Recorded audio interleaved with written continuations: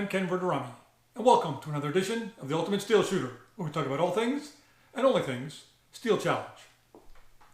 Okay, everybody, before we get started, today's topic, just a quick apology for the late drop of this video. This weekend was a little bit hectic for me. If you are a Florida football fan, you probably understand why with the Super Bowl going on. But regardless, we'll get back on track starting next week with the normal drops at 7:30 Monday morning. Okay, and of course, as always, remember, please subscribe to this channel, help it grow. If you like the video, please like it, please comment on it. If there's things you want me to talk about, by all means, put the comments in there, and then share the video with as many of your friends as you can. All right, so today's topic is something that I think is really, really important for you to become a better shooter, and it's something that you don't hear talked about that much. You hear it off and on, but not on a regular basis. But I think it's something that is critical. It's kind of a fundamental thing that all shooters should be doing, and it will help you tremendously in your shooting. And what I'm talking about is grip strength. Okay. Now, if you're a rimfire shooter, you probably think, grip strength doesn't mean anything to me, right? There's no recoil going on in the gun per se, and so not that big a deal. Well, I think you're going to find out that actually grip strength is important with rimfire pistols, as well as, of course, any centerfire pistol. Now, if you're a long gun shooter, a PCC or rimfire rifle, okay, this is probably not going to apply that much to you. This is really a pistol thing. Grip is really, really critical in pistol shooting. So, what I'm going to talk about is what grip strength training program that I used to develop the grip strength that I have. So before we get into that, let's just talk a couple seconds here about why grip strength is really something you should care about. Number one is, if you have the proper grip strength, that really cures a lot of evils. Okay? If you have tremendous grip strength and you have the proper grip on a centerfire pistol, you're going to be able to manage recoil much, much better and much easier than if you don't. Okay? If you have a weak wrist or weak grip strength, right, and you fire that gun, and every time the gun fires, the gun flops in your hands, and you can see that. You just watch anybody shooting, and you can tell in a couple of seconds what their grip strength is by how much that gun is moving all over the place. Right, that takes a much longer time for you to get back on target for the next shot. And even though you're only shooting one shot on each particular plate, right, instead of shooting one shot, two shots, shooting straight across, what's happening is you're firing the shot. Because you got poor recoil control, the gun now goes up. You've now got to get the gun back down and then move it. So instead of just one nice steady movement across the plates, you're doing this, okay? And that takes a lot of extra time. You watch the top shooters, right? They get their index point on that first plate, and that gun, except for pendulum, never moves. It comes straight across the entire time, okay? And they're able to do that because they have really good grip strength, and they keep that gun from really recoiling out of control. Okay, that's why you want to spend a significant amount of time in developing the proper grip strength. All right, so let me show you what I do. The good news about grip strength training, it doesn't have to be this long, complicated thing that spends a lot of time. The grip strength program that I'm going to show you that I've been using for the last several years takes about 10 minutes, maybe not even that much, 3 times a week, and that's it, okay? The key, like anything else, is consistent, repetitive training. You can't do this once a week, or you do it for a week or two and then forget about it for a couple of weeks and go back. You got to do it week in and week out, and all I did is just schedule it Monday, Wednesdays, and Fridays. I did it on the days that I was live fire training, so I always remember to do it, and just go through the program. As you'll see here, it's pretty simple, it's pretty straightforward, but it has tremendous benefit, and you'll see tremendous results if you stick to it. Okay, and I just got myself a little bag here. This is actually an old headset bag from my Air Force flying days. not that that matters, but you can get, just get a bag, put everything in, makes it easy. And I'll link all these particular things that I've got down in the description if you're interested and you want to go and check these out. Okay, the most important thing, right, is the plan. Get yourself a piece of paper, write down what you're going to do, and this way you can monitor it, and as things change, you can update this. So get yourself an actual plan and follow along. So the program consists of a couple of different things. The main portion of it is these guys. These are called Captains of Crush grippers, and they're a very specific type of grip strength trainer. Okay? This, while it looks similar to this, these two things have nothing to do with each other. This is a standard cheap gripper you can buy at any of the big box sporting goods stores, right? That cost $4 or $5, whatever, and everybody has them, and they tout them as a way to grip strength. You can grow your grip strength. Well, I'm here to tell you these are essentially worthless, and I don't care if you do this 500 times a day, 7 days a week, you're not going to significantly increase your grip strength, okay? What you really need is you need something designed for it like this.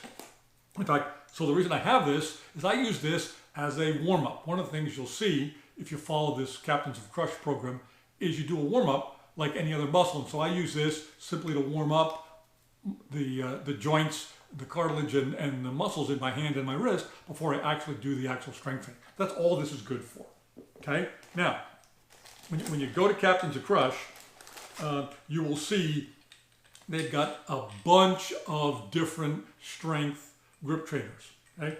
Or grip strength trainers. I will tell you that if you've never done this before, right, this is your first time, you're going to want to start out with the one that says T on it. This is the trainer grip. The next one up is called the Sport. It's got a little S on it. And then this is Captains of Crush number 1. And they go all the way up to, I think, number 5. And number 5 is some absurd thing like 500 or 600 pounds to compress them. Okay, just incredible. And my recorded grip strength when I, probably about a year ago, was up to about 110 pounds in my weak hand, in my left hand, and about 105 in my strong hand. Okay, and I'm 61 years old. I can close a number 1 the requisite number of times with that strength. I still couldn't close a number 2 and never really got past the number 1, but I felt that that was sufficient. Okay, so what do you need? You're going to need 1 or more of these Captains of Crush. What I would do is I would recommend everybody start out with the trainer and then buy 1 more than what you think you can currently close, okay? And so you would buy the Sport. And then as you progress in the program, you can move up and you can buy additional ones after that. In addition to that, what's very important is not just the grippers, but these, what they're called flex bands, okay? And they come from a company called Iron Mind. You can see right on there, you can see that. Okay, and what these are, and they come in different sizes. You can see the different thicknesses, okay, and that's the various different strengths. And what these are for to work on the flexor tendons in your fingers. Okay, so you're actually going to go and you'll see the specific exercises if you follow the program. But basically, you're going to put them in like this, and you're going to flex like that, and it's flexing these tendons in here, and you're going to do that. That is a corollary to the grippers. Okay, so you're going to do these, that flexes them out, and then the grippers, of course, squeeze in. Okay, and so it's very important that if you're going to follow this kind of program, that you do both the flexors and the grippers. Okay. Now, the other thing I added to the program, in addition to that, is something that you'll probably be familiar with if you are, if you've done any kind of weight training, and that is essentially wrist curls. Okay, and what I did here is and you can buy these as well, is I bought this, again, from Iron Mind, okay, this wrist curl device. And what it is, it's a double PVC wheel. It's got a rope on it. And then in the end, you can just clip away. All I did is I got some little lead weight bags, put them in a plastic baggie, and clipped it on there. Okay, really low tech. You don't got to do anything complex here. And then the way this works is you would stand up and you're going to roll this first forward like this and roll up the bag. And then you're going to roll it positive back down in the other direction. Okay? And you're going to do so many reps and sets of that, first one way, then the other way. Okay, and that works on the muscles in your forearm. Okay, so pretty much those 3 exercises are the entire program. Okay? And just to give you an example of what my program happened to look like, 2 to 3 times a week, it was Captains of Crush. I did a warm-up gripper, 1 set of 10 repetitions. I then did what's called the working gripper, and I'll explain what that means. I did 2 sets of 10 reps. I then went to the rubber bands, if you will, okay, 2 sets of 12. And then the twist your wrist device, I did 1 set of 10 forward and 1 set of 10 backwards, okay? And I did that 3 times a week. And that's literally what I did. And then as I gained strength, I would move up with a wider band on the flexors, and I would move to a stronger gripper. Now, one of the things about these grippers is, and again, those exercises were both hands, okay? I'd do that whole set with one hand, then I would switch and do that whole set with the second hand. Now, one thing about these grippers is if you don't do the exercise correctly, you're literally wasting your time, okay? And so it's a combination of you're grabbing it by the fingers there, and this is in here in the palm, and that is in there by the fingertips. And when you squeeze, okay, tough to see this, squeeze, you must close the gripper to count as 1 repetition. If you did this, that doesn't count, and in fact, the grippers are too strong for your current grip strength, and you need to drop down in size. So that's 1, that's 2, that doesn't count, okay? So that's very, very important to realize as you're doing this, to make sure that you're doing them correctly.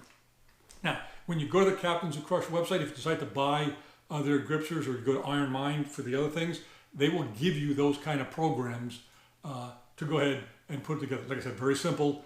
Don't make it more complex and harder than it is. Now, the last piece of this puzzle is this little device here.